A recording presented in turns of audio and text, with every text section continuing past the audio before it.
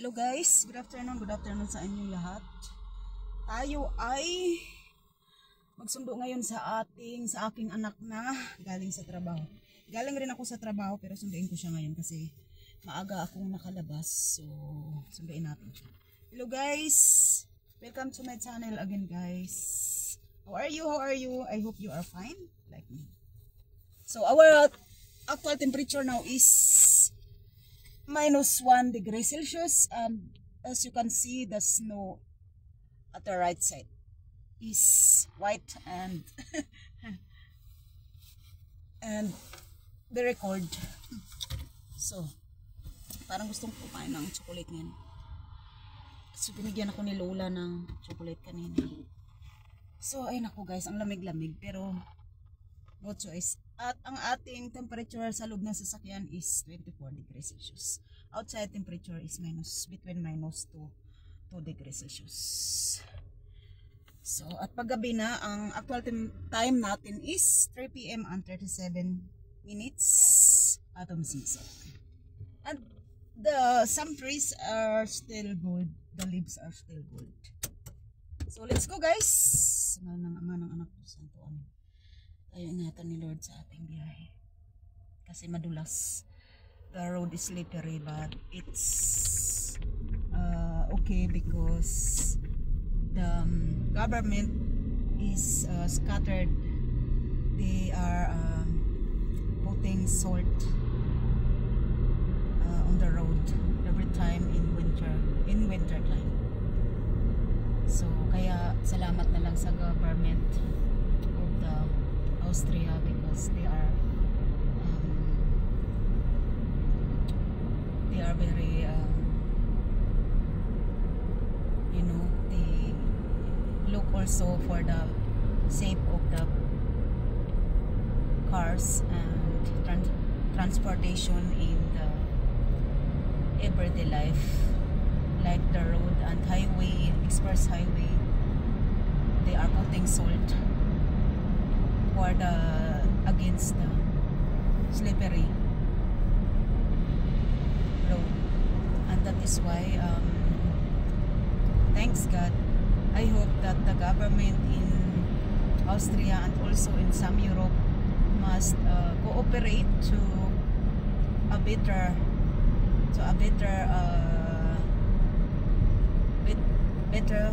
future for the Europe. Kasi mas maganda talaga guys kung mag-cooperate ang bawat bansa kasi mas nagiging maganda yung ekonomiya. So ayan, as you can see guys, that is no left and right because yesterday and overnight is the snow is falling, and now is, as you can see, it's already in the ground or on the ground. So ayan, napakaganda ang snow. So pwede tayong magpatakbo lang ng 20 minutes pa naman bago natin maano yung sakayan ng anak ko sa train station.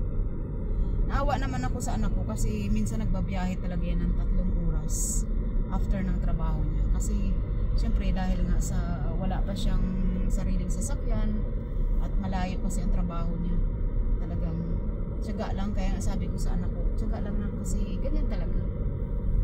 Lahat naman tayong mga Pilipino sa buong mundo at saka kahit sa Pilipinas, tiyaga lang talaga ang buhay. Kasi kung tayo milyonaryo, siyempre merong sariling driver. Kaya lang, siyempre iba pa rin yung, alam mo yun, yung may sarili kang sasakyan at ikaw mismo nagdadrive. Kasi nagiging independent ka at saka natututo ka kung paano ang mabuhay ng mag-isa, ganyan. So, natuto rin ako dito sa Europe mabuhay ng mag-isa. 1 year, mahigit 2 years akong iniwan ng aking dating asawa. So 2 years akong nag-iisa. So napakahirap kaya yun guys, dahil syempre sanay kang may kasama ka sa bahay, may sanay ka na may asawa ka, tapos bigla kang iiwanan kasi nga ang katwiran kasi ng iba, ganyan-ganyan kasi bungangira ka, iniwan ka ng asawa mo kasi ganyan-ganyan. Alam nyo guys, sa totoo lang, may oras na nagbunganga talaga ako. Pero dahil may dahilan, dahil siyempre pagod tayo sa trabaho, doble-doble ang trabaho para makatulong sa Pilipinas, ganyan. Real talk lang naman. Real talk lang tayo. Kasi sa bagay, lahat naman, halos karamihan ng mga Pilipino sa buong mundo is tumutulong sa mga kapatid at kamag-anak. Pero ito lang talaga ang paalala ko sa mga bagong Pilipino na pumunta ng ibang bansa para magtrabaho. Alam nyo guys, huwag nyong madaliin. Huwag nyong masyadong madaliin na makaipon. Kasi kagaya niyan sa nurse na sa Germany nakulong siya habang buhay. Kasi alam niyo kung bakit. Dahil napatunayan na kinukuha niya yung mga singsing ng kanyang mga pasyente at kwintas ng mga kanyang pasyente kasi nga siyempre matatanda. At saka pinapainom pa niya ng mga daw kasi nasa balita eh. Saka siyempre kalat na yan sa buong mundo na nilalagyan niya ng pangtulog yung mga matatanda para makatulog ng mahaba. Tsaka siyempre pag nagising sila, tataka sila bakit nawawala na yung kanilang mga alahas, diba? Tsaka siyempre yung mga yun kasi, ang mga alahas kasi ano yun eh, mga kumbaga mga ano nila, yung meron silang magagandang alaala sa mga ganyan. So hindi nila binibinta. Pero kung ako talaga, mas maganda pag nasa hospital ako, tanggalin ko yun. Kung ako talaga. Hindi ako matutulog na may suot-suot ko yung mga singsing ko. Kasi hindi mo talaga alam eh. Hindi mo talaga alam na mas sigurado. Tanggalin mo na lang at iwan mo sa bahay, sa mga anak mo. At least, kung kukunin man yun ng mga anak mo makikinabang, hindi ibang tao. Diba? Kasi hindi mo naman alam kung maibabalik or hindi eh. So it's better to take care of your jewelry. Do not put it in yourself if you are in hospital overnight or alone, because it's safe for you to have your own jewelry. Because sometimes if you sleep in hospital or anywhere and your jewelry is in yourself, so it's better you leave it to your home. So anybody, your loved ones, it's better. Ay, sana taya na lang kaya ako sa luto ngayon. Taya nga ako sa luto ngayon. Mamaya. Kasi Friday ngayon eh, baka magsakali lang tayo. So yun lang guys. As you can see, the beautiful snow. Another topic ulit tayo. So dito, medyo kunti lang ang snow. Doon kanina sa bundok nakita natin na mas maraming snow kasi mas mataas siya kaya mas malamig.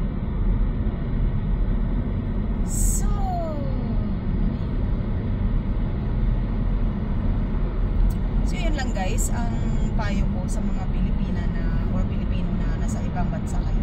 Huwag kayong magmadali na makaipon ng pera kasi kung sa Pilipinas nga kayo nabubuhay tayo, nasa Pilipinas tayo eh, na simple lang ang buhay. Tapos pagdating ninyo sa abroad, magmamadali kayo para makaipon. Hindi ganun. Simple lang. Kung kaya nyo, pwede kayo magdalawa-dalawang trabaho. Pero dapat, hindi kayo kagaya ng Pilipina na nakulong sa Germany na nagmamadali siya makaipon kasi ganyan-ganyan. Marami siyang katwiran kasi ganito, ganyan-ganyan. Dahil mahirap ang buhay sa Pilipinas kasi nasunugan or ano. Alam nyo guys, kahit anong pang katwiran yan, wag kayong mangunguha ng ibang gamit ng iba para lang makatulong kayo sa inyong pamilya sa Pilipinas. Hindi kasi ano yan, hindi yan katwiran eh. Talagang makukulong at makukulong ka kung meron kang nakuhang mga bagay na hindi naman sa'yo. Kasi hindi talaga katwiran niya, ay kinuha ko kasi meron na marami akong tinutulungan sa Pilipinas. Hindi eh. Talagang hindi yan tanggap sa ibang bansa guys. Hindi yan. Kailangan, mas maganda pa, mag-loan na lang kayo ng advance doon sa inyong, kung saan man kayo pwede mag-loan para masigurado, legal, kahit na magbayad kayo ng napakalaking interest, pero hindi naman kayo makukulong, di ba? So, alam mo minsan sa kakapanood ko ng mga ganyang klaseng YouTube, sa YouTube o kaya sa TikTok, alam nyo guys, talagang marami tayong natutunan. Basta alam nyo, kunin lang natin yung mga magagandang bagay.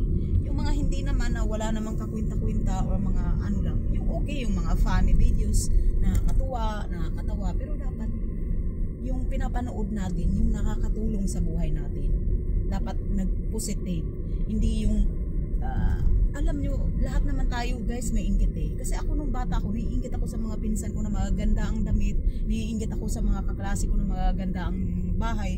Pero ngayon may sarili na akong bahay sa Pilipinas, sa Aklan. Pero siyempre hindi pa tapos. Dito sa abroad nangungupahan kami.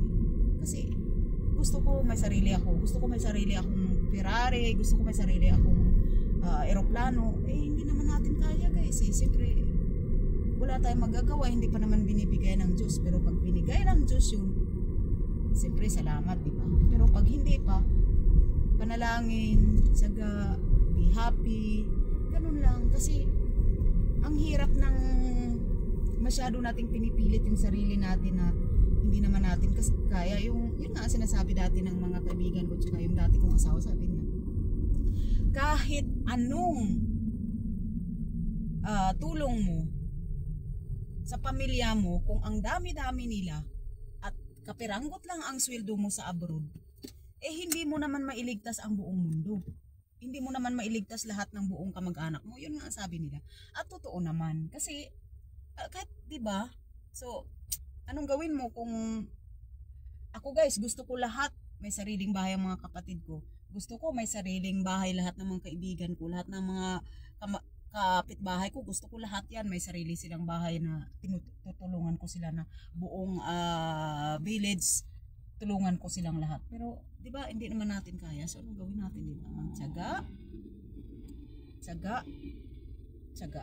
At pangalawa, huwag tayong manguha ng hindi sa atin para sigurado na hindi tayo mapahamak. Kasi guys, ganun talaga ang tao eh. Kahit anong gawin, hindi nila tayo may intindihan kung bakit tayo kumuha at bakit natin sila, kahit na anong explain natin na meron tayong tinutulungan, hindi pa rin tayo nila maintindihan. So dapat talaga idaan natin lahat sa legal.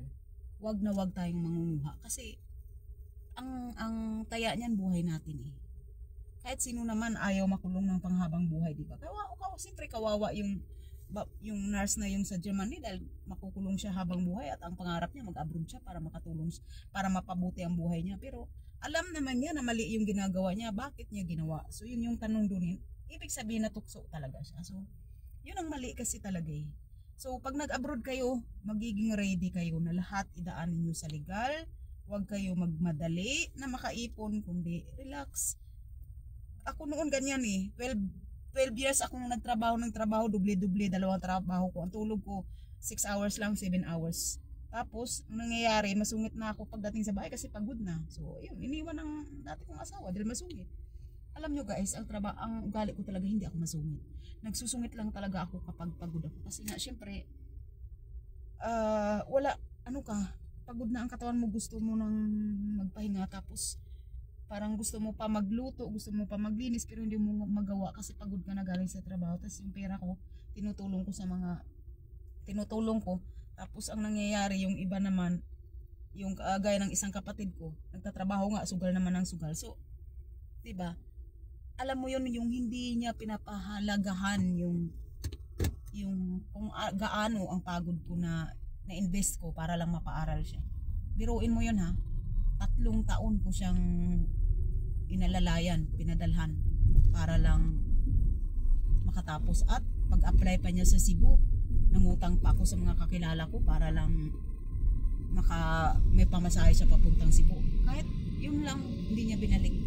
Pero sugal meron. Kaya yun ang mahirap talaga.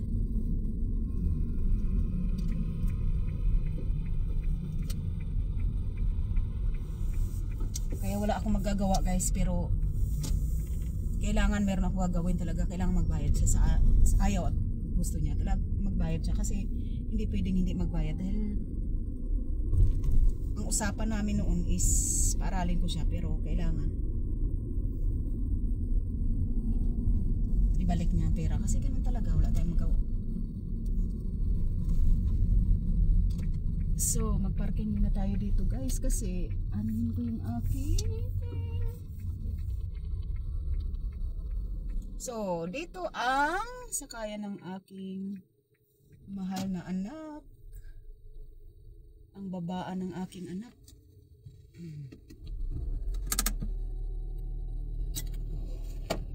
Salamat guys sa inyong lahat, thank you all.